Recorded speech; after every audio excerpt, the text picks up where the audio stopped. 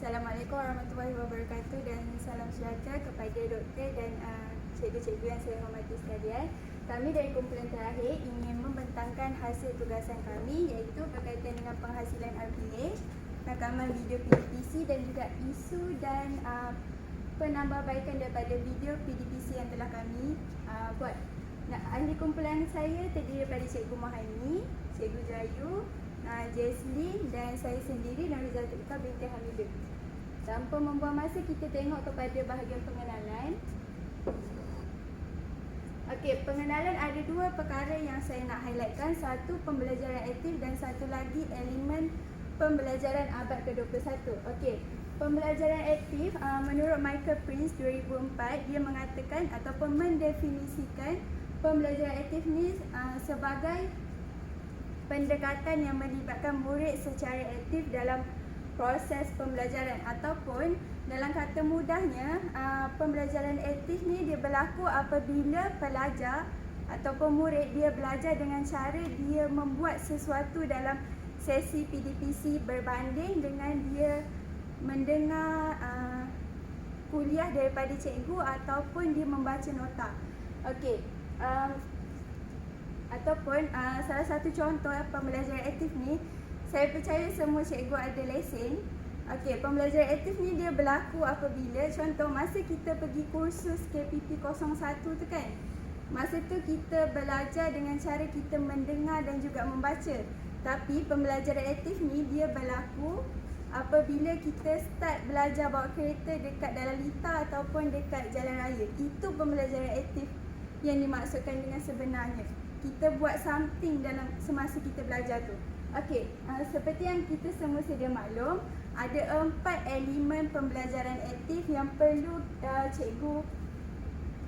cikgu ketengahkan, iaitu yang pertama berfikir. Berfikir ni dia termasuk dengan aras kebat. Kedua, berbincang sama ada guru dengan murid ataupun murid-murid dengan kawan-kawan dia.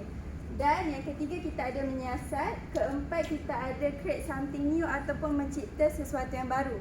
Okey, terdapat beberapa kepentingan pembelajaran aktif ni. Yang pertama, meningkatkan pencapaian murid.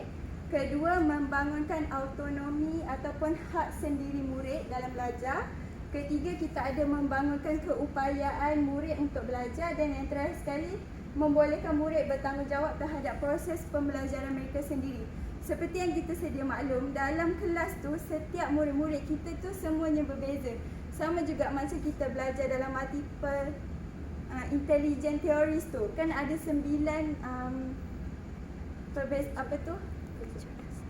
kecerdasan. Setiap murid tu berbeza. Ada yang ikut logik matematik, ada yang muzik, ada yang interpersonal. Okey, seterusnya perkara yang kedua yang saya nak highlightkan adalah elemen pembelajaran abad ke-21 ataupun elemen PAK 21 yang doktor selalu tekankan 4K 1N tu. Apa dia 4K 1N tu? 4K tu komunikasi, kolaboratif, kreatif, kritis dan juga 1N tu nilai murni. Macam yang untuk presentation kali ni kita nak tekankan tentang nilai murni dan juga etika. Apa tu nilai murni? Menurut Majid 2012, dia mengatakan nilai murni ni merupakan nilai-nilai positif yang membentuk tingkah laku yang baik, beradab, menjaga hubungan sesama manusia dan juga Tuhan. Terdapat beberapa kepentingan penerapan nilai murni dalam RPH ataupun video PDPC yang telah kami jalankan. Okey. Antara kepentingan penerapan nilai murni ni, yang pertama kita ada membina profil murid yang memiliki ciri-ciri abad ke-21.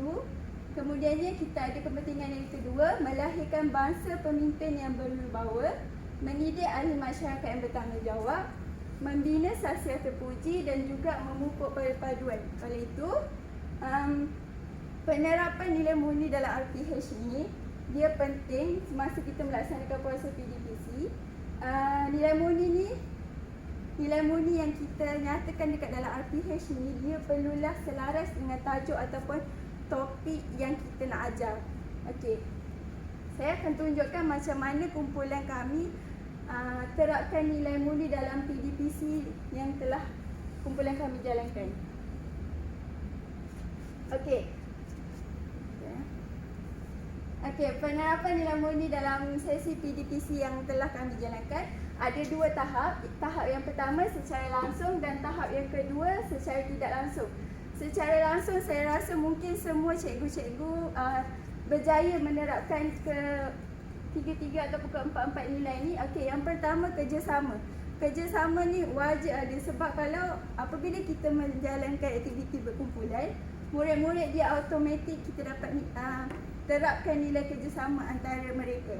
Kemudiannya bertanggungjawab. Bertanggungjawab ni maksudnya murid-murid dia bertanggungjawab dalam melaksanakan arahan dan juga tugasan daripada guru.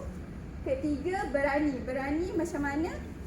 Bila cikgu minta murid-murid tu untuk datang ke depan ataupun volunteer ataupun kongsikan idea, itu kita dah berjaya terapkan nilai berani dalam diri murid-murid. Menghormati, kalau menghormati contoh macam kita buat aktiviti berkumpulan, murid-murid dia menghormati pandangan kawan-kawan dia yang lain.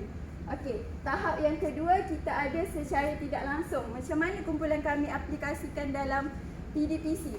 Okey, kami telah merancang aktiviti menghasilkan My Ambition Card. Okey, untuk menghasilkan My Ambition Card ni ada 3 kriteria yang perlu murid-murid capai. Kriteria yang pertama, cita-cita yang mereka pilih. Kemudiannya, mengapa mereka memilih cita-cita tersebut, dan yang terakhir sekali, nilai yang perlu ada dalam kerjaya yang mereka pilih. Okey, kriteria yang ketiga ni paling penting sebab kita nak minta murid secara tidak langsung menyiasat apa kriteria yang ada pada cita-cita yang mereka pilih. Okey, kalau nak lagi jelas, saya akan tunjuk hasil kerja murid-murid. Okey, ini adalah aktiviti yang kami cipta, iaitu untuk minta murid-murid menghasilkan My Ambition Card. Okey, tadi saya mention kriteria yang pertama, dia kena nyatakan cita-cita yang mereka nak jadi besar nanti. Okey, kriteria pertama cukup ditulis I want to be a teacher. Lepas tu kriteria kedua pula dia kena nyatakan kenapa dia nak jadi teacher. Okey, kat sini ada juga kriteria tu, dia cakap I want to teach a student. Dan kriteria yang terakhir, kita minta student tu menyiasat nilai apa yang ada pada kriteria cikgu. Contoh dia kat sini dia tulis I will be responsible. Maknanya murid ni secara tidak langsungnya dia dah berjaya menyiasat apa kriteria ataupun apa nilai yang ada pada seorang guru. Dan ditulis kat sini I will be a responsible. Maknanya seorang guru tu perlu ada nilai bertanggungjawab. Okey, itu sahaja daripada saya. Ini antara hasil kerja murid-murid Cikgu Jayu. Seterusnya kita pergi kepada rancangan pengajaran harian.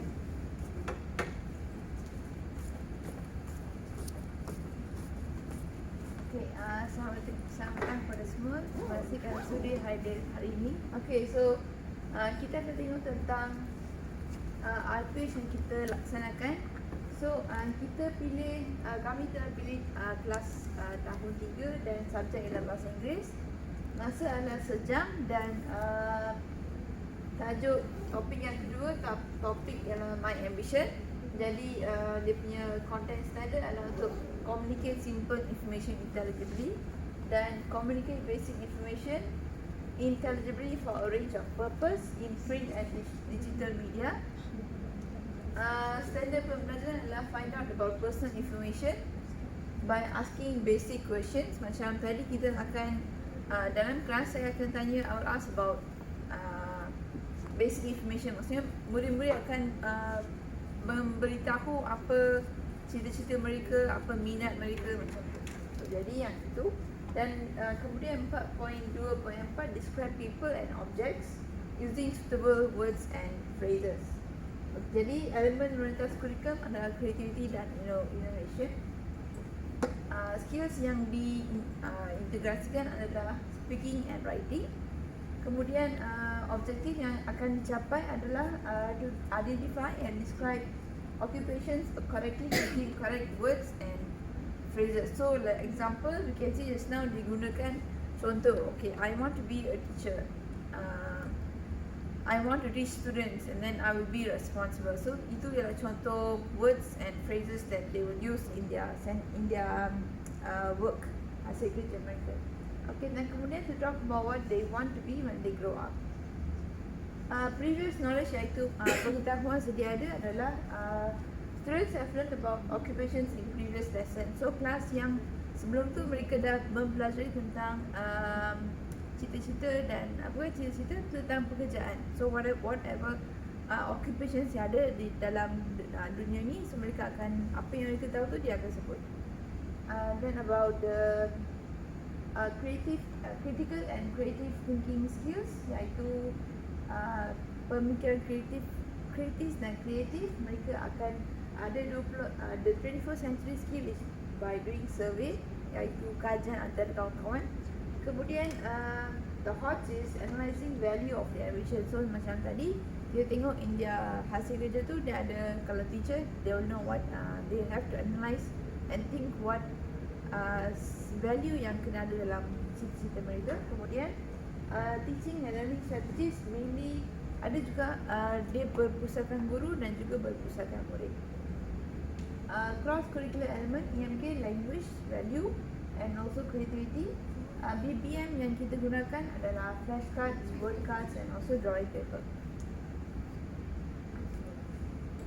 Okay, so untuk start induction, pre-lesson for 5 minutes kita first teacher greets the students and encourage them to get ready for the lesson.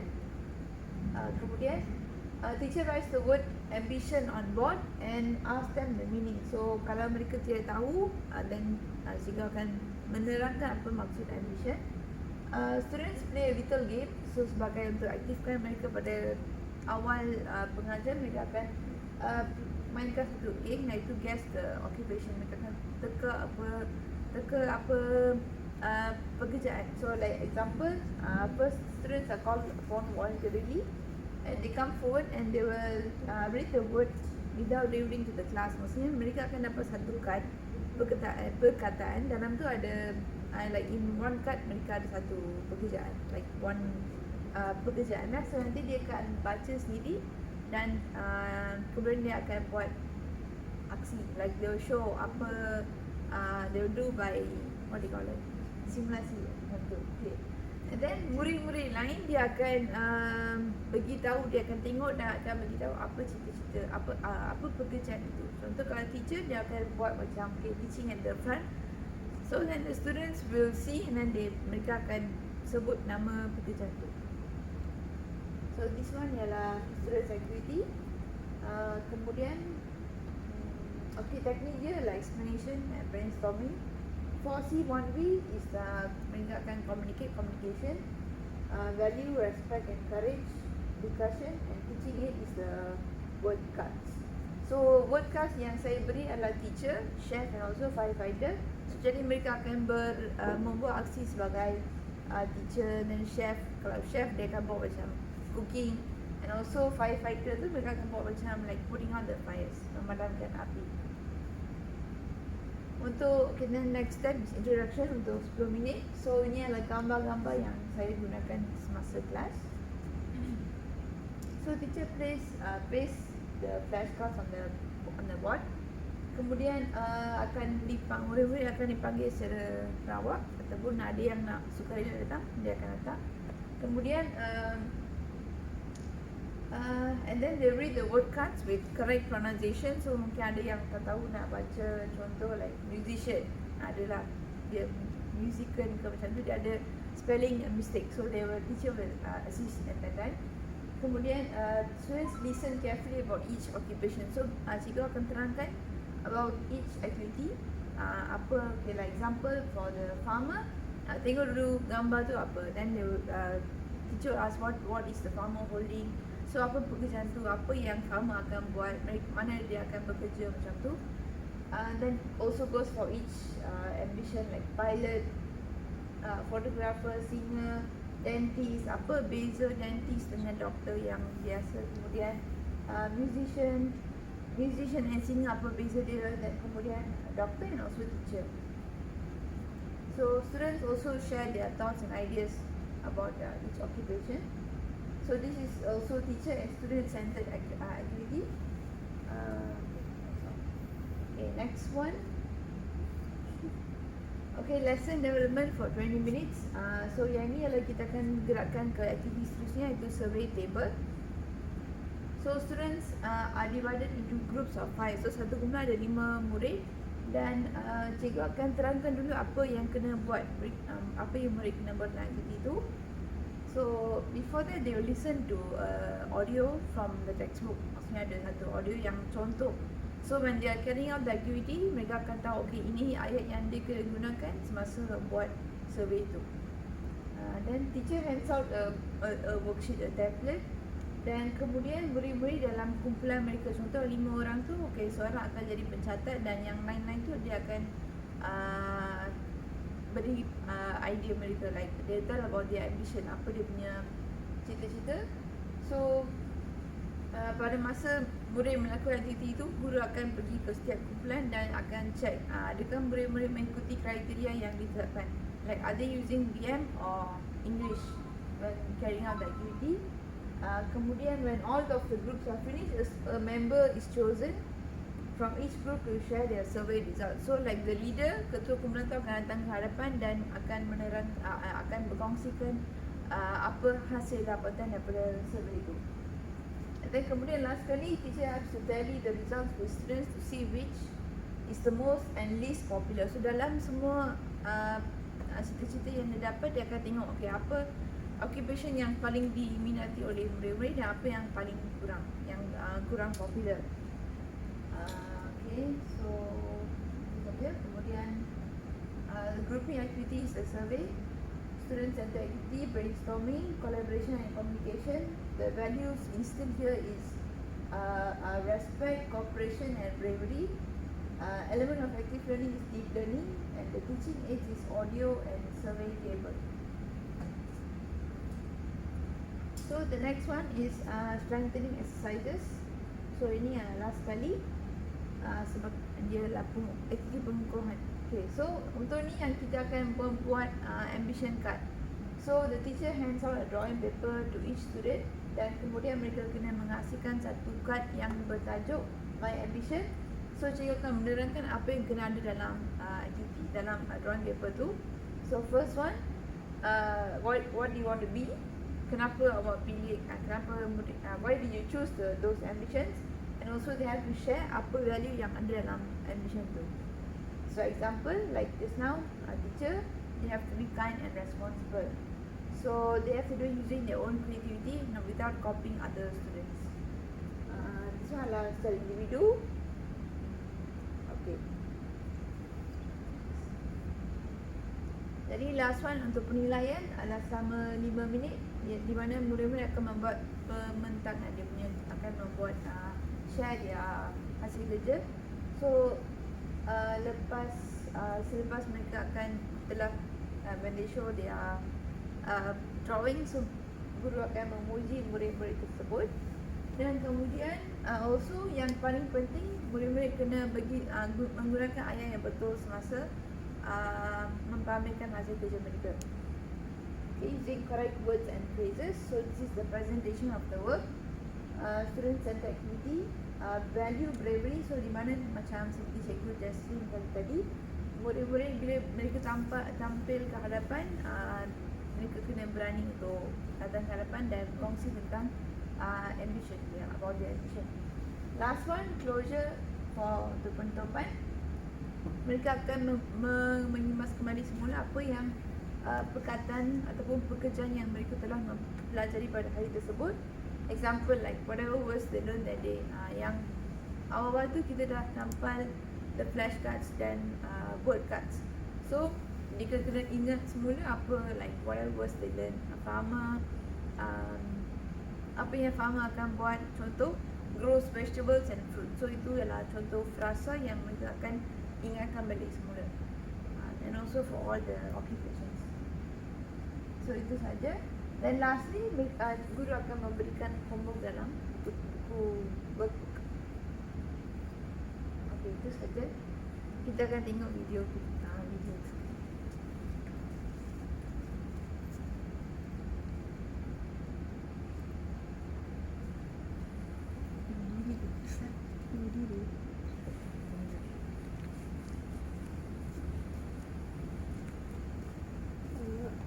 Assalamualaikum, selamat petang. Okay, saya akan teruskan dengan video yang telah dirakam oleh Cikgu Jayu di kelas 3, tahun 3. Okay. Dengan subjek English, topik ambition.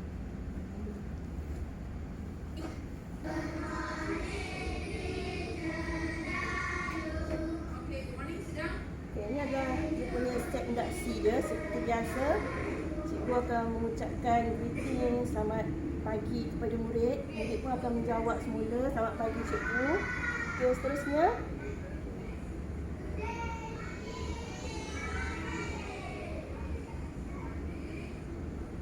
cikgu akan tulis tarikh dan juga hari pada hari tersebut. Kemudian tajuk apa dia hari itu akan ditulis di atas papan putih.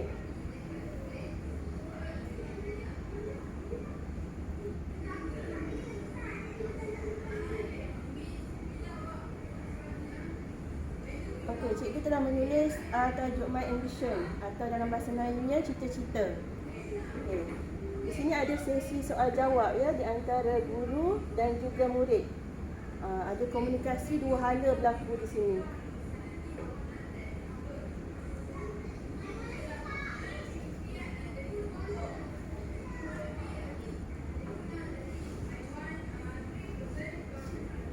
Okey, setelah itu kita pergi kepada langkah seterusnya.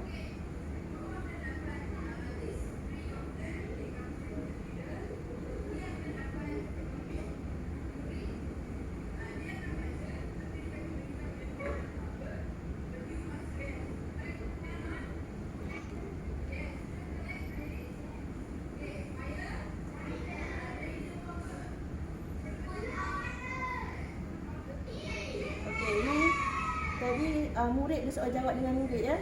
Dia berinteraksi dengan kelas.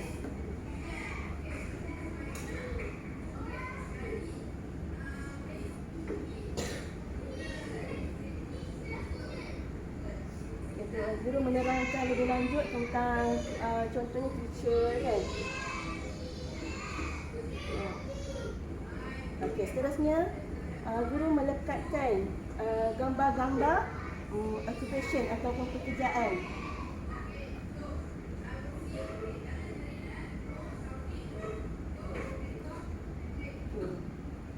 Di sini murid dikehendaki melekatkan nama pada perkataan yang sesuai dengan gambar yang terdapat pada papan putih tersebut. Okey, aktif ya, budak-budak dalam kelas ni nampak aktif.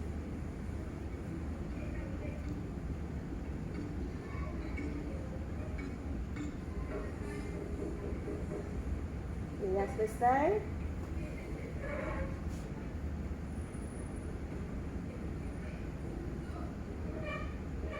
Guru menerangkan gambar beserta dengan maksud di bawah tu apa. Ada murid yang tak tahu juga kan.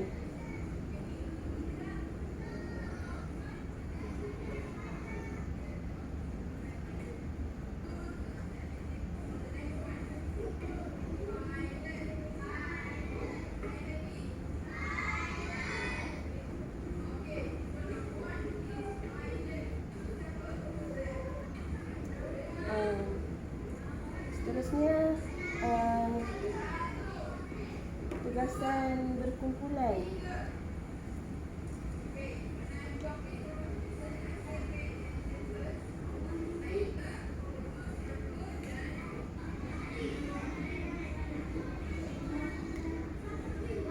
Okey, ini tugasan berkumpulan ya. Satu kumpulan diberi ahli sebanyak 5 orang.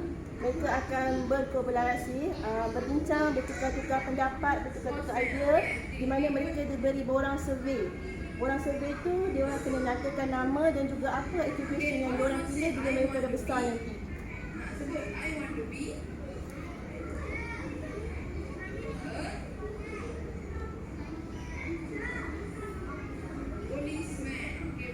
Ada pelajar yang nak jadi polis.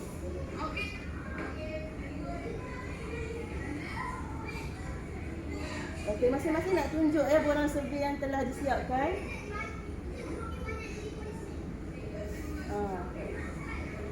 Jadi macam-macam ni.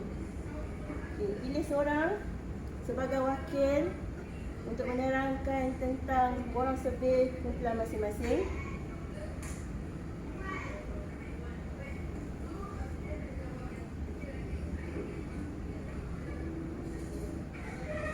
Kat sini murid berfikiran kritis ya. Kreatif dan juga kritis. Dia kreatif, nampak murid tu dia boleh terangkan dia punya ambition, dia punya cita-cita dan juga kawan-kawan dia punya cita-cita pun dia boleh terangkan. Dia boleh mengolah ayat dengan baik ya.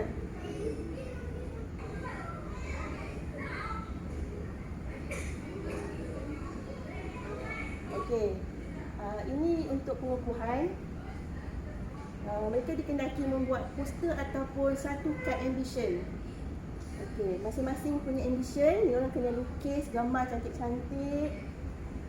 Tu ada contoh. Kemudian kenapa dia orang nak jadi, contohnya cikgu, gambar cikgu. Kenapa dia orang nak jadi cikgu? Apa nilai value yang ada pada seorang cikgu? Kena tulis dalam kad tersebut.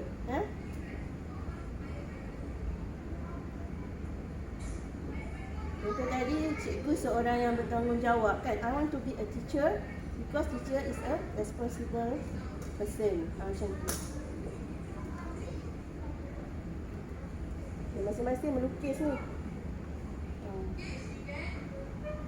Ini adalah latihan pengukuhan.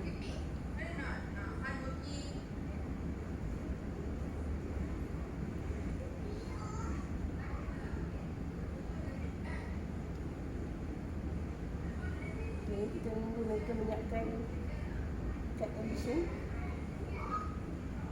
Okay, setelah selesai, ada pelajar akan hadir ataupun terdapat, dia akan menerangkan.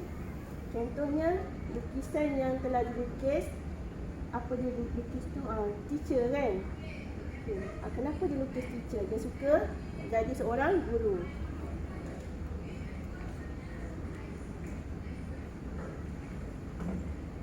Okay, macam-macam pekerjaan yang dilukis. Ada yang lukis polis, ada perompak, polis mengejar perompak. Kreatif kan? Siap berlari dari gambar perompak tu berlari. Kreatif lah tu. Okay, berani ya, budak-budak ni nilai memang banyak dalam ni. Mereka sangat berani. Mereka boleh berkomunikasi dengan baik. Okay, aktif. Bila tanya soalan dia orang berebut-rebut nak jawab.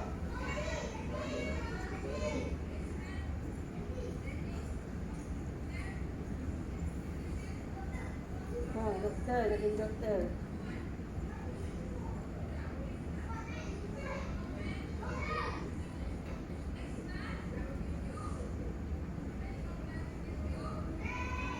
Okey. Yang tadi tu sebenarnya pengakhiran di mana sesi soal jawab ulang kaji. Apa tajuk yang telah dijalankan pada hari ini? Guru bertanya semula kepada murid kan, kita belajar apa hari ini? Murid pun jawab my ambition. Kemudian kenapa? Apa your ambition? Contoh teacher ataupun polis. But why you want to be a police? Because polis. Kenapa polis nak jadi polis? Polis boleh menjaga keamanan. Polis seorang yang baik. Boleh menangkap pencuri. Contoh-contoh. Nilai-nilainya baik hati macam tu. Ya?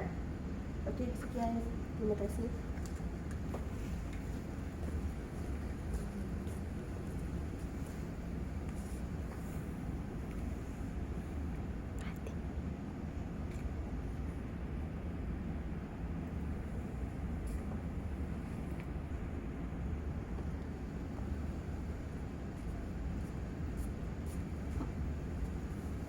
Okay, selamat petang semua. Nama saya Jesslyn Nuno. Tadi kita sudah tengok pengenalan, RPH dan juga video. Seterusnya kita akan tengok kepada isu.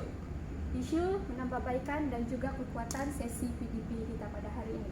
Okey, isu yang kami nak highlightkan dalam sesi PDP kami, yang pertama adalah seterusnya kita pergi kepada isu yang kedua, iaitu kemahiran bertutur murid dalam bahasa Inggeris masih rendah. Isu ini merupakan masalah yang paling umum di Malaysia.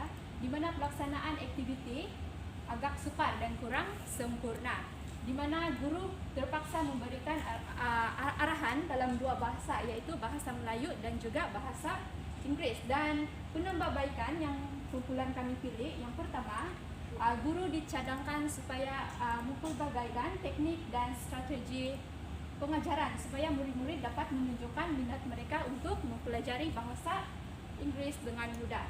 Dan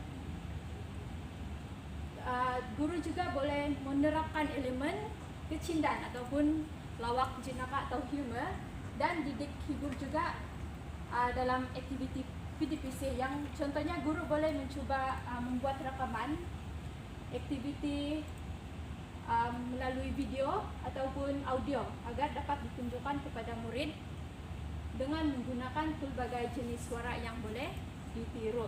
Dan penambahbaikan untuk pihak sekolah juga, kumpulan kami mencadangkan pihak sekolah diharapkan dapat mempelbagaikan jenis program dan aktiviti. Tapi mengikut pengalaman, aktiviti sekolah lama saya lah. Sekolah kami ni dia mengadakan program bahasa Inggeris setiap minggu, tapi program ni tidak dapat dilaksanakan secara konsisten, di mana aktiviti itu dia berlangsung selama sebulan yang pertama saja. Bulan-bulan seterusnya sekolah kami tidak melaksanakannya lagi. Dan penambahbaikan yang kedua untuk pihak sekolah juga perlu merancang penubuhan kumpulan guru dalam menyelidiki masalah yang sering dihadapi oleh murid, mengapa mereka tidak mencapai penguasaan kemahiran asas, yaitu bertutur dalam bahasa Inggeris dengan baik.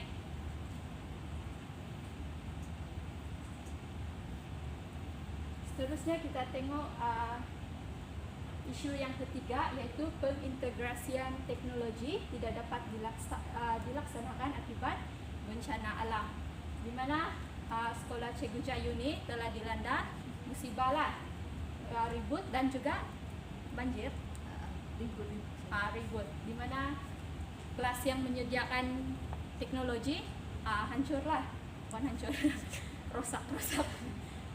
Dan penambahbaikan yang kumpulan kami pilih, yang pertama yaitu pihak KPM perlu menyediakan kemudahan, fasiliti dan prasarana.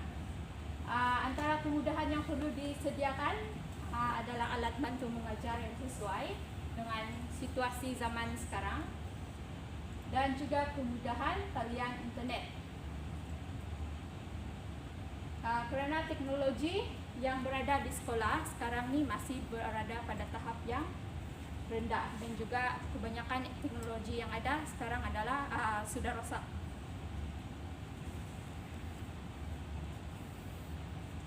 Seterusnya kita tengok kekuatan kepada sesi PDPC tadi. Yang pertama adalah penggunaan bahan bantu mengajar yang mudah untuk murid. Walaupun Cikgu Jayu tidak menggunakan teknologi, tapi penggunaan visual ataupun flashcard untuk setiap contoh kerjaya dapat menggalakkan pemahaman murid terhadap topik yang diajar. Dan yang kedua, suara Cikgu Jayu juga jelas.